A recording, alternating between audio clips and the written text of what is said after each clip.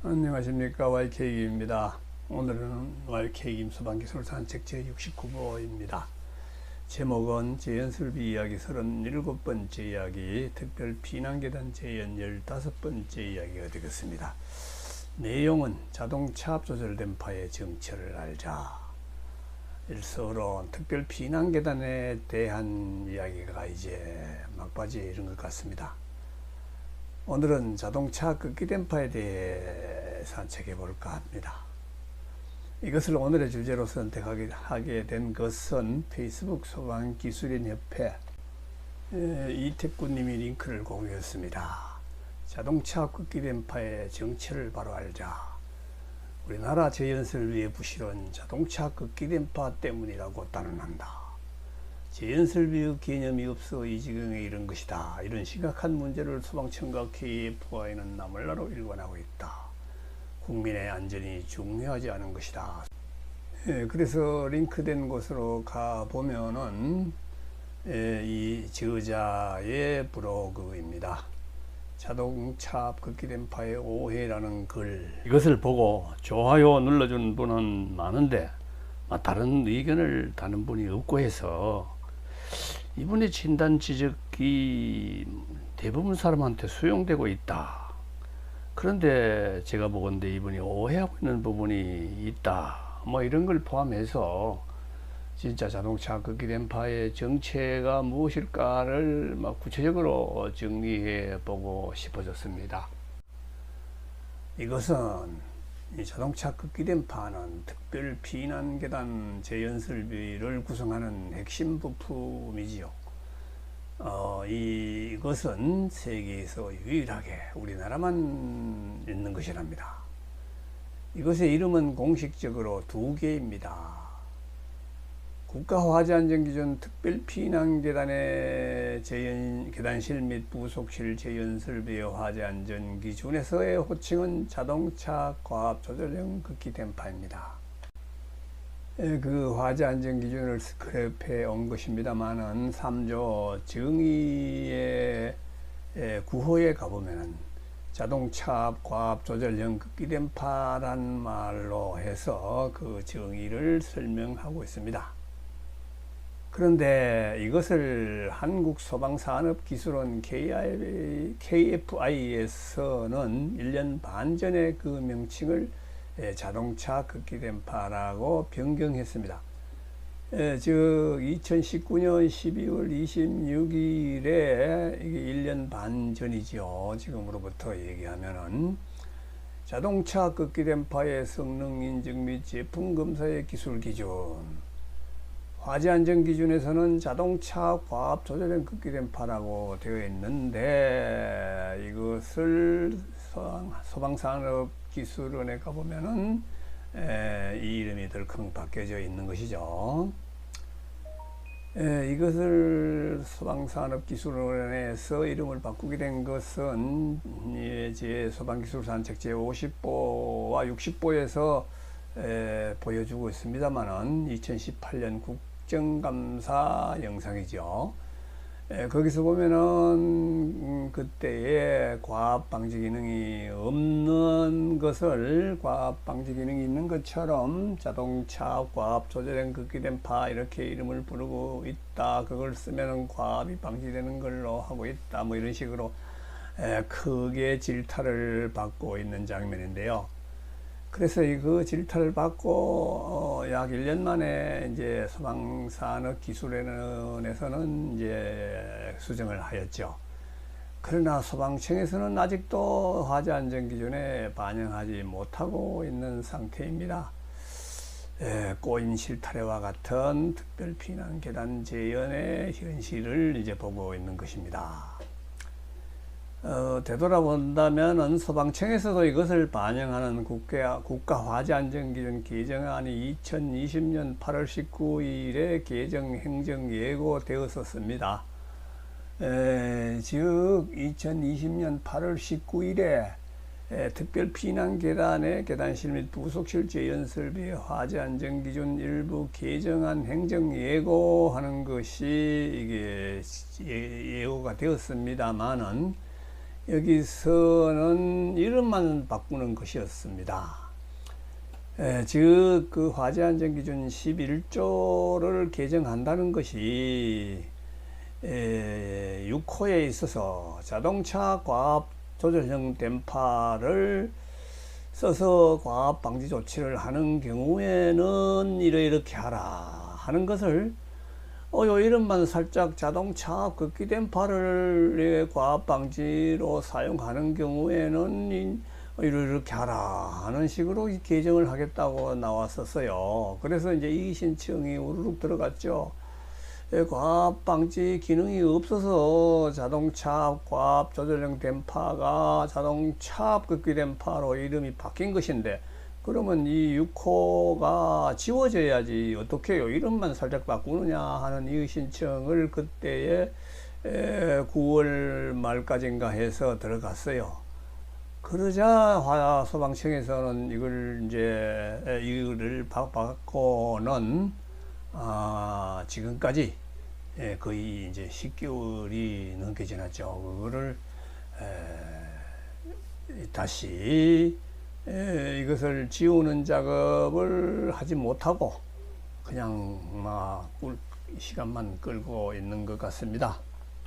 다음으로 소방방재신문 FPN이라는 곳으로 가서 한번 기사를 보도록 하려고 합니다. 한국 유일이겠죠. 소방신문으로는 그 홈페이지에서 급기가압으로 한번 검색을 해 보겠습니다. 소방방재신문에서 이렇게 급기가압이라고 쳐놓고 검색을 하면은 이렇게 뜹니다. 급기가압 이태구의 쓴소리 단소리 크는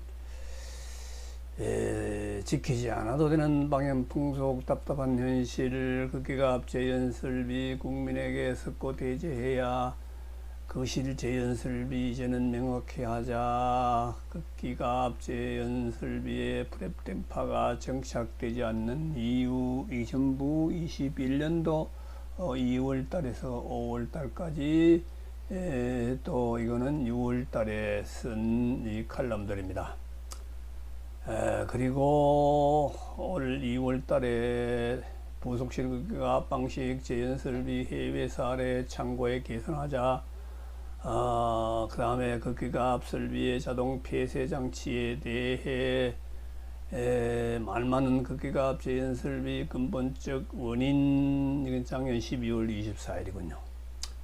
그리고 부속실 재연설비의 부실 원인은 이렇게 해서 하여간 부속실 재연설비 급기가압에 대해서 많은 이 칼럼들이 나오고 있습니다.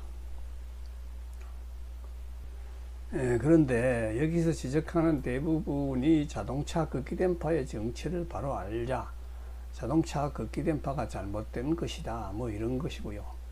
그래서 오늘의 주제를 이걸 해보자 하고 생각하게 됐던 것입니다. 그런데 이 여러 칼럼 내용을 읽어보면은 조용합니다. 댓글이 없어요.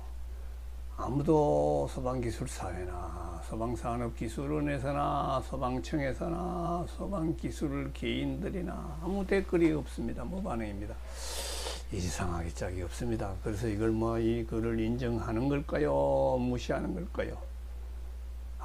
그래서 그걸 읽으면서 하여튼 이 이태구님의 박식한 거기에 이야기에 찬사를 보내어 존경을 표하면서, 그러나 이 주장들을 보는데 재연에 대한 이 주장에 제가 재연을 조금 공부한 바가 있어서, 그래서 대부분 인정이 되지만은 인정할 수 없는 부분도 상당히 이게 있는 것입니다. 그래서 작년 말 칼럼에 장문의 댓글을 한번 달아봤습니다. 그런데 거기에 대해서 그 칼럼을 작성한 필자도 그 칼럼을 읽는 독자도 아무 반응이 없어요. 참으로 신기한 일입니다. 아무도 읽지 않는 칼럼인 것 같습니다. 하여간 이태구님의 운영하는 블로그 소방안전지킴이를 보니 자동차 급기댐퍼가 탄생한 배경을 잘 설명하고 있습니다. 그 블로그 내용을 옮겨서 설명해 보면은, 특별 비난계단 부속실, 전실이라고 건축에서는 얘기합니다. 거기에 설치하던 배연설비가 화재 측 부속실에서 적절한 바람을 연기가 있으면 연기를 뽑아내게 되어 있던 것을 그 배연 닥트에 달린 배연기 대신에 극기팬을 두어 바람을 불어넣는 것으로 하여 거실에서 나오는 연기를 밀어넣는 것으로 한다라고 풀이 설명할 수 있겠습니다.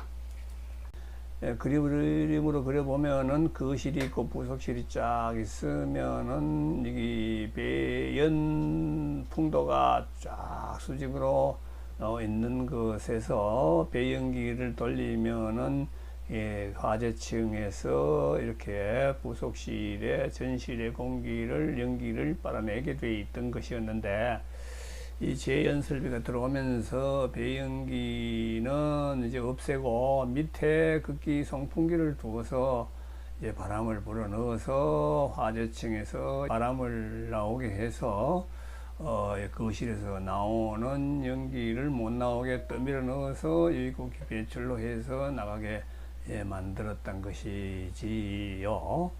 그런데 이때의 이제 치명적인 실수는 이 바람을 화재층에만 불어넣으면 될 것을 전층에 불어넣어서 압력을 형성하도록 했던 것이 이게 아주 큰 실수였다.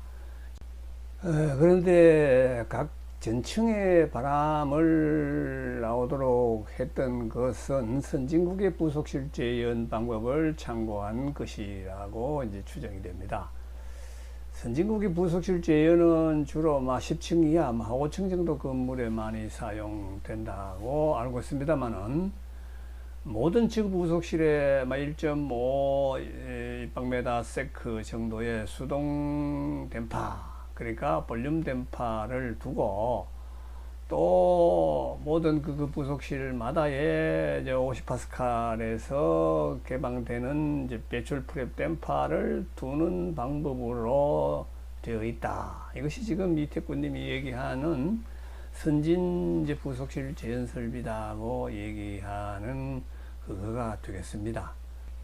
즉 이 방법은 전층의 극기 댐파가 1.5의 바람을 부속실로 불어넣고 있고, 따라서 전층의 이 프랩 댐파들이 열려서 바깥으로 버리고 있다가, 이렇게 화재층에 거실 문이 덜컥 열리면은 이 프랩 댐파가 다시 닫히고 이 방향 풍속으로 바뀌도록 한다, 이런 얘기입니다. 그래서 과연 그러면 1.5 입방메다 per 세크의 배출 프랩 댐파의 크기를 이제 생각해 보면은, 유효 개구 면적을 계산해 보면은 0.26평방미터가 필요합니다. 50파스칼에서 그만한 1.5르벨을 배출하도록 하려면은, 그런데 유효 개구가 0.26이라 치면은 실제 댐파의 크기는 이거의 2배 되는 0.5평방미터, 이거를 이제 정사각형으로 환산하면 70cm 되는 크기입니다. 그런 것이 각 부속실마다 프랩 댐파가 이제 달려야 되는 것이죠. 그리고 송풍기 극기 풍량이 이게 10층짜리 건물이라고 쳐보면은, 이것이 15 입방메다 세크가 돼야 되죠. 지금은 30층 건물에도 12입방메다 세크 정도의 송풍기가 이제 쓰이고 있는 현실이죠. 그런데 이것이 고층이 되면은 30층이라 치면은 이 풍량이 45 입방메다 세크가 되어서, 이거는 10층 이상 되는 곳은 이 방법을 이제 쓸 수가 없는 겁니다. 그래서 이 45 입방메다 세크의 이게 풍도를 한번 생각해 본다면은, 풍도 크기가 이 풍도의 속도를 20m/s 최고 속도로 설계한다 쳐도 면적이, 그 풍도 단면적이 2.3평방미터가 있어야 됩니다. 즉 1.5m의 그 실제 그 유효한 그 풍도의 단면적이 이게 나오려고 하면은 이 그야말로 뭐 계단실 비슷한 풍도가 쫙 거기에 부속실 따라 올라가고 있어야 되지요. 이건 너무 큰 이거는 이제 건축 부담이 되는 거라서, 그래서 고층 10층 이상 되는 곳에는 이 방법을 도저히 쓸 수가 없는 거지요. 그래서 이제 계단실을 극기 풍도로 이제 써버리는 거가 이제 맞죠. 그래서 이제 계단실 극기가 방법으로 해야 된다. 고층이면은. 그래서 이러한 이제 외국의 상세 사례를 조사해 온 보고서들은 참 찾아보기가 참 어려운데, 근데 하여간 계단실을 극기가 한다는 거는 이제 제가 그때 30년 전을 회상을 해 보면은, 그 일반 아파트 계단실 밀폐 구조로 한다 하는 거는 참 생각하기도 막 어려운 시기였습니다. 한 층마다 한 1평방미터, 0.5평방미터 되는 창문들이 매 층마다 설치되어서 뭐 횡행 열려 있는 그런 상태의 구조였거든요. 그래서 그 기댄파를 자동차 댄파를 둘 것을 생각했던 것일 겁니다. 그런데 이 자동차 댐파의 원리는 수계에 사용하는 가마변 또는 컨트롤 발로와 똑같은 것입니다. 2차 측의 압력이 설정치에 맞게 궤도를 자동으로 조절되게 하는 것입니다. 수계에서는 다이아프램의 수압 또는 공기압으로 조절하는 이제 작동을 이렇게 시키지만은, 이 댐파에서는, 이 자동차 극기 댐파에서는 DC 모터를 써가지고 열었다 닫았다, 설정 기압보다 높으면 닫고 낮아지면 열어주는 것을 이렇게 반복하여 2차 측 부속실 기압이 천천히 설정지에 가까워지게 하는 작동을 하는 것이지요. 그래도 차압 센싱 기술이 미압이죠. 이걸 기술이 있었다는 것이 다행으로 생각됩니다. 그런데 아쉬운 것은 이때에 배연은 화재층의 댐퍼만 작동하는 것으로 되어 있는데 왜 극기는 전층에 하는 것으로 했는가 하는 것이 이지요. 이는 외국에서 전층에 수동극기 댐퍼를 두는 것 위에서 설명했던 그 저층 건물에서 한 그거를 흉내낸 것이 아닌가 하는 생각을 해봅니다. 만약 그때 화재층 극기로 만들었다면 지금보다 훨씬 나은 이제 상태가 되었을 것입니다. 즉 화재층에 바람이 부족하게 되는 그런 일은 없지 않았겠나 하는 생각을 이제 할 수가 있습니다. 다음은 계단실로 열린 부속실 출입문이 자동으로 안 닫히는 문제에 대해 생각해 보겠습니다. 화재층만 극기하는 부속실 단독 재현을 하였더라도 이 문제는 지금도 남아있을 것입니다. 그런데 조금 전에 보던 이태구님의 페이스북 글에 링크된 블로그를 보면은 과풍량으로 계단실로 열린 부속실 출입문이 자동으로 닫히지 않는다는 내용을 볼 수 있습니다.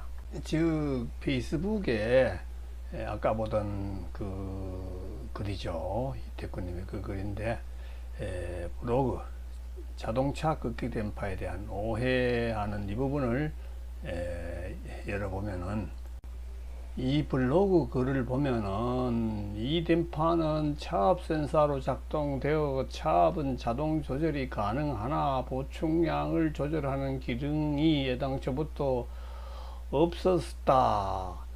이 차압 조절 댐퍼하면 차압을 조절하면 되지 풍량 조절을 하는 기능까지를 요구하는 말을 여기 적고 있습니다. 그래서 이 보충량 조절 기능이 없다 보니까 과풍량에 의해서 계단실 출입문이 닫히지 않는 것이 기본이다. 이 말에 대해서 이게 문제가 있는 말이다 하는 얘기를 해보고자 합니다.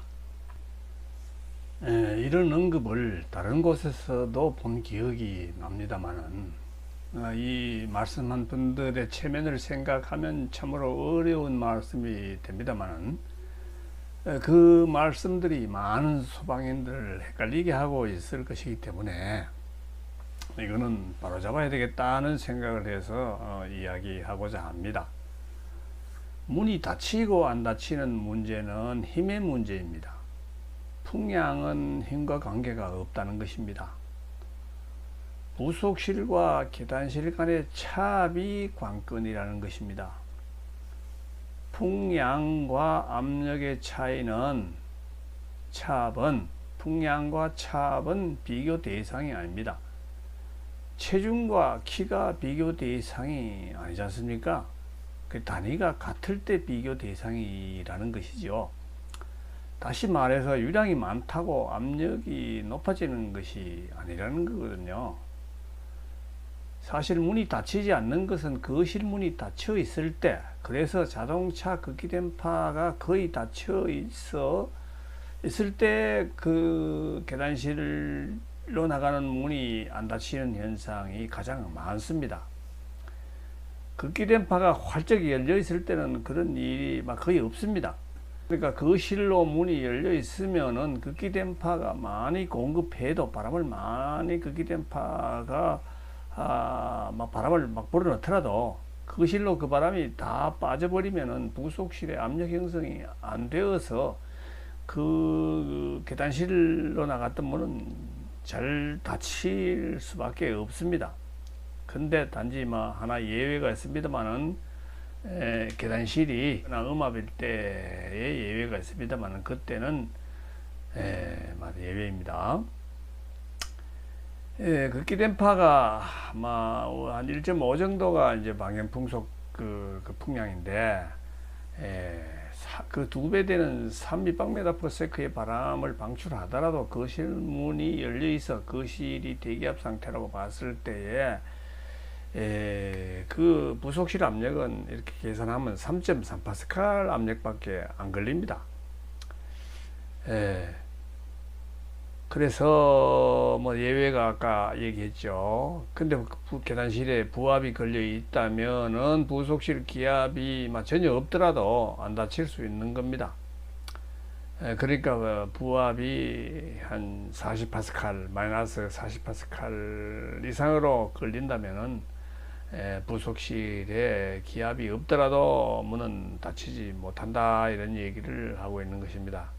좀 뒤에 상세히 설명을 좀 더 해보겠습니다. 실제 계단실이 비교적 밀폐되어 있는 빌딩에서는 이런 현상이, 그러니까 굴뚝 효과 때문에 계단실에 부압이 음압이 발생이 되어서, 그러니까 마이너스 40 이상의 음압이 걸려 있어서 이런 현상이 있을 수가 충분히 있습니다.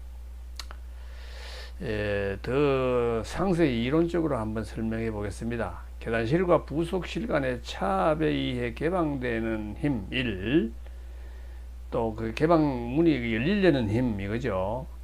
그 다음에 자동 폐쇄 장치에 의해서 닫히려는 힘, 이 두 가지의 힘이 그거를 비교해 봤을 때 열리려는 힘이 크면은 문이 닫히지 않는 것입니다. 이거를 두 개를 비교해 봐야 되는 겁니다. 그래서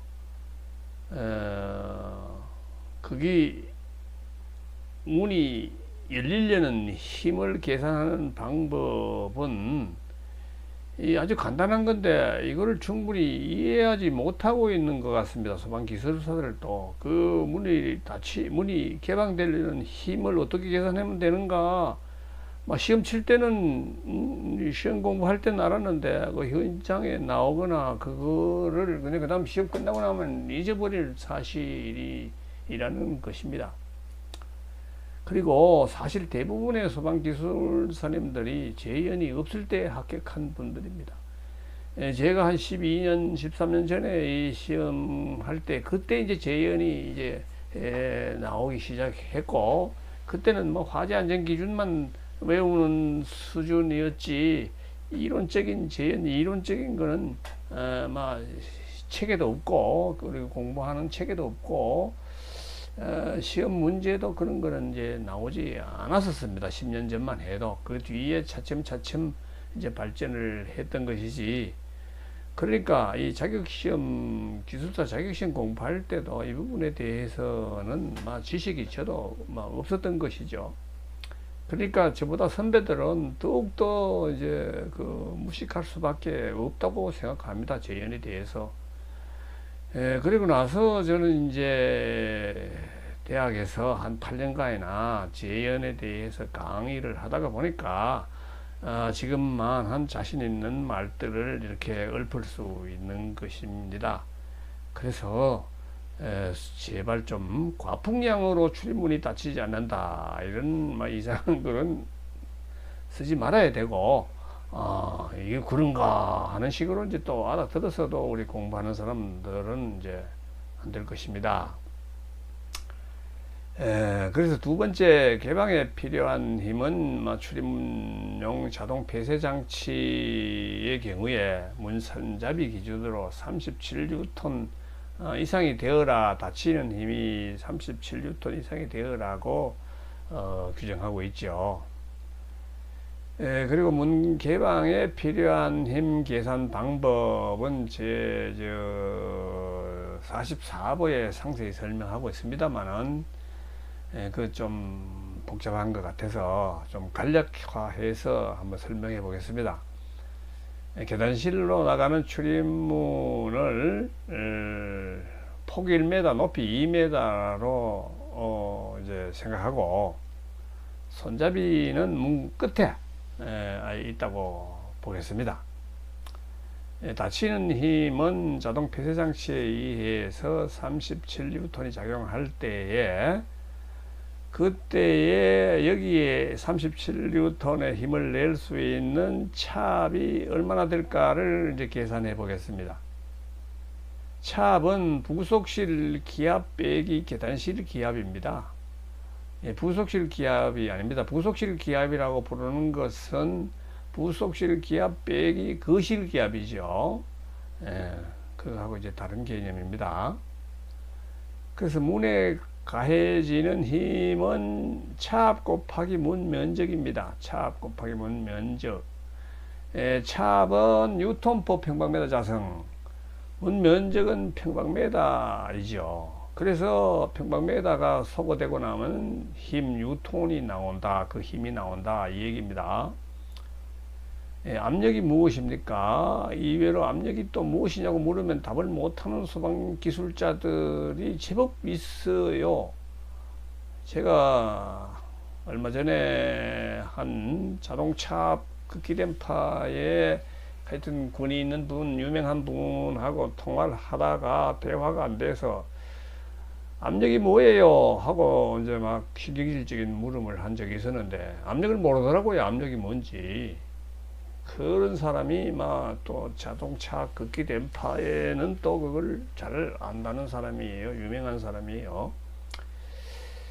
그걸 보고 내가 소방기술자를 또 압력이 뭐냐 그러면 압력이 모르더라. 압력은 누르는 힘이다. 압자 힘 역자입니다. 압력은 누르는 힘. 정확히 말하면 단위 면적당에 대한 누르는 힘이다, 이렇게 이제 풀이가 되는데, 문 면적이 1 곱하기 2 평방미터죠. 그래서 그 힘은 2 평방미터 곱하기 몇 파스칼, 뉴턴/평 평방미터 자성. 그래서 평방미터가 소거되어서 그 뉴턴이라는 걸로 힘이 나오는 겁니다. 문을 개방하는 힘으로 이 압력이 작용된다 그랬죠. 압력에 의한 힘. 그래서 그 힘이 작용되는 부분은 전 면적입니다만은 그것을 해석할 때는 그 도심에 작용한다, 문의 가운데, 맨 가운데에 작용한다고 풀이하면은 됩니다. 그래서 문을 개방하는 모멘트는 힌지에서 여기 힌지가 있습니다. 그래서 이쪽이 부속실이고 이쪽이 아래가 계단실입니다. 문을 이제 위에서 내려다본 그림입니다. 그래서 문 개방하려는 힘은 면적 곱하기 그 차압, 그래서 차압의 2배다. 차압의 2배 되는 뉴턴의 힘으로 문면 가운데 0.5m 되는 부분을 이렇게 밀게 되어서 개방되려는 모멘트는 2 곱하기 0.5m. 그래서 즉 이제 P 뉴턴이라는 힘을, 이거 뉴턴 메타라는 힘으로 이제 개방되려고 하고, 닫히려는 힘은 37뉴턴이 문 끝에서 떠밀어서 닿는 현상이니까 그 닫히는 모멘트는 1 곱하기 37, 그러니까 37뉴턴 메타의 힘으로, 힘이 아니죠. 그 회전력으로 이제 닫히려고 합니다. 그래서 이거를 이제 이걸로 놓고 풀면은 되는 거죠. 이걸로. 2p 곱하기 0.5는 p죠. P이다. 이것이 37이 된다. 1 곱하기 37이다. 즉 P는 37 파스칼이 되는 건데, 그때는 딱 균형을 이루고 열리지도 닫히지도 안 하고 가만히 있는 상태입니다. 근데 닫히려고 하려면은 이 문을 개방하는 힘이 37 파스칼에 되면은 꼼짝도 안 하고 정지되어 있는 상태니까, 그거보다가 낮아야, 미만이 되어야, 36이 되어야 문이 닫힐 수 있는 겁니다. 이것이 문이 닫힐 수 있는 이제 조건, 이걸 필요 조건이라고 부르죠. 뭐 필요 충분 조건이라고 말해도 그 뭐가 찌꺼기가 있다, 뭐 걸림새가 있다, 이런 것까지 그게 뭐가 있으면 안 되니까 그게 없다는 필요 조건이 또 있습니다만은, 막 그거가 무시한다면은 필요 충분 조건이 되는 겁니다.